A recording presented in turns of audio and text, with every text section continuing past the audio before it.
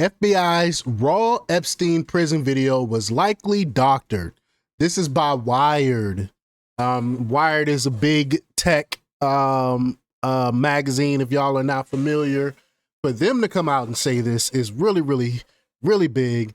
Again, I've said before, I felt let down by the Trump administration, frustrated, infuriated, all because of what's happening because of this whole Epstein thing. It seems like the people responsible for this, the actual perpetrators of this, are going to get away with it. And the little girls that were harmed by this seems like they're not going to get any justice. But we're going to talk about it. But before we get started, go ahead and hit that like button. Share this out so we can get this information out there. Subscribe if you're not already a subscriber. And hit that alarm bell so you know when I'm putting out new stuff. Also, check out my link tree in the description. It has a link to my Patreon. That's where I talk about things that I can't talk about here. There's also a link to my Instagram and my X account, so follow me there as well. All right, so let's get into this news. Now, this comes from Zero Hedge, and they report that in an effort to quell long-standing theories surrounding the death of Jeffrey Epstein, the U.S. Department of Justice this week released nearly 11 hours of what it described as full, raw surveillance footage from outside Epstein's prison cell. Instead of ending speculation, the release has introduced new doubts. They should have just not released anything. They tried to be slick and they got caught. According to an analysis conducted by Wired in collaboration with independent video forensics experts, metadata embedded in the files show the footage was not a direct export from the prison surveillance system. Rather, it appears to have been modified, likely using Adobe Premiere Pro, a professional video editing tool. They're so dumb. Our government's so stupid. Don't you know when you use something like Adobe and things like that, it leaves a marker? You can tell. Oh my gosh. The file, investigators say, was assembled from at least 2 source clips, saved multiple times, exported, and then uploaded to the DOJ's website where it was labeled raw footage. Quote, "If a lawyer brought me this file and asked if it was suitable for court, I'd say no. Go back to the source. Do it right," said Haney Farid, a professor at UC Berkeley whose research focuses on digital forensics and misinformation. He said, do a direct export from the original system. No monkey business. And that's true. It would be admissible in court. This would be admissible in court if there's any type of funky stuff done. They have to have the original source.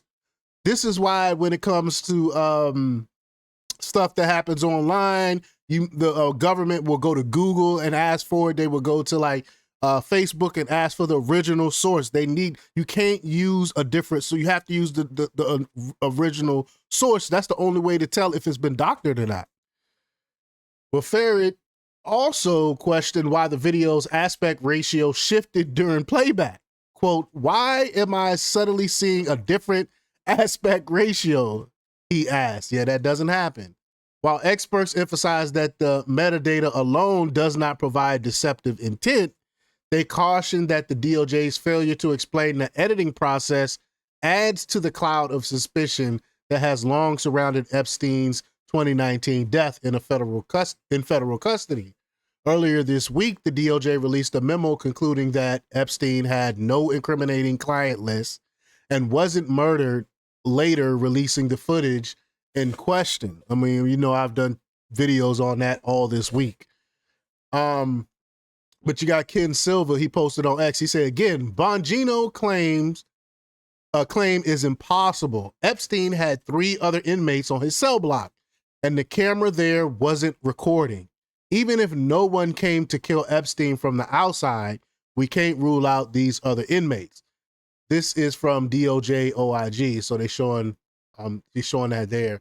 And then we got Dan Bongino said the video, it seems to show Jeffrey Epstein killed himself. I'm not even gonna play that video because that infuriates me. I don't want to be that upset right now. So, because I was a huge fan of Dan Bongino. But even though there's some talk going around that Dan Bongino stormed out of a meeting pertaining to Epstein because he was upset or something like that. I don't know if that's true or not.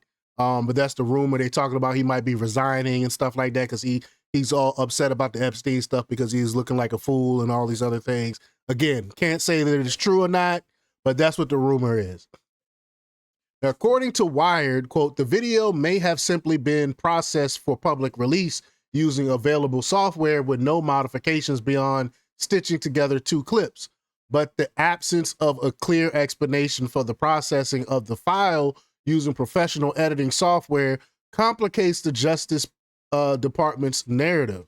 They said for months leading up to the joint memo, the DOJ and FBI published Monday, Attorney General Pam Bondi had promised the release of records related to Epstein, raising expectations that new, potentially incriminating details might surface about the disgraced financier's death and his ties to powerful individuals. However, rather than revealing new information, the memo largely confirmed conclusions reached years earlier. That Epstein was found in a Manhattan prison cell on August 10th, 2019, and died by suicide while awaiting trial on sex trafficking charges. To support its conclusion, the FBI reviewed surveillance footage overlooking the common area of the special housing unit at the Metropolitan Correctional Center where Epstein was held. The FBI enhanced the footage by adjusting contrast, color, and sharpness, and released both the enhanced and what is described as the raw version. Both versions of the video appear to have been processed using Premiere and include much of the same metadata. According to the FBI, anyone entering the area containing Epstein's cell during the relevant time frame would have been visible on the camera, and that's from Wired. According to the metadata from the raw file, reveals that the video had been saved at least 4 times on May 23rd, 2025 by a Windows user named MJ Cole 1. The footage referenced 2 source clips, 2025, 5, 22, 21, 12, 48 MP4, and 2025, 05, 22, 16, 35, 21 MP4, and Premiere project files indicating that it was composite video. One metaforensics expert who reviewed the metadata and asked not to be named told Wired, quote, it looks suspicious, but not as suspicious as the DOJ refusing to answer basic questions about it. Of course they won't answer basic questions because if they answer the questions, they would be telling on themselves. There's no way to lie about this. The department's handling of the footage has also drawn criticism in light of previous issues at MCC. According to a 2023 report from the DOJ's office,